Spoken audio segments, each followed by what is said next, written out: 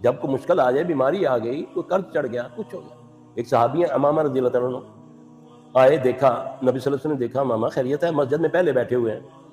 عرض کی یا رسول اللہ صلی اللہ علیہ وسلم کیا بتاؤں، برباد ہو گیا سب کچھ، مقروض ہو گیا ہوں، قرضہ چڑھ گیا ہے، بخیل ہو گیا ہوں، بزدل ہو گیا ہوں، سستی کاہلی ہے، لوگوں سے ڈرتا ہوں، بات کرتے ہوئے باہر نکلتے ہوئے. وسلم نے فرمایا کہ تو اگر یہ 8 کلمے پڑھ لیا کر صبح شام، اللہ تیرے معاملات ٹھیک کر دے گا.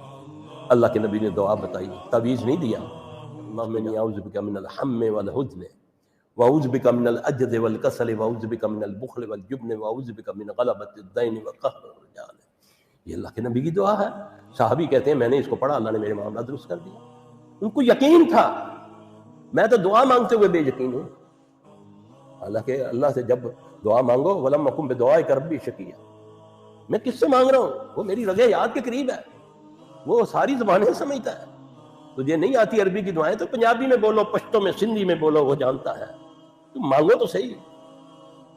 مانگتے ہی نہیں بابے کو جا کے دعا کرانے ہیں، بابا تیرے مال کا محتاج ہے، ہاں جی فلاں جگہ جاتے ہیں جی، وہ بابا کچھ کرے گا، وہ ایسا کچھ کرتا ہے تیری دنیا آخرت برباد ہو جاتی ہے. اللہ تعالیٰ مجھے آپ سب کو سمجھ عطا فرمائے. میرے بھائی یہ چند گزارشات تھیں، اللہ تعالیٰ مجھے آپ سب کو عمل کرنے کی توفیق عطا فرمائے.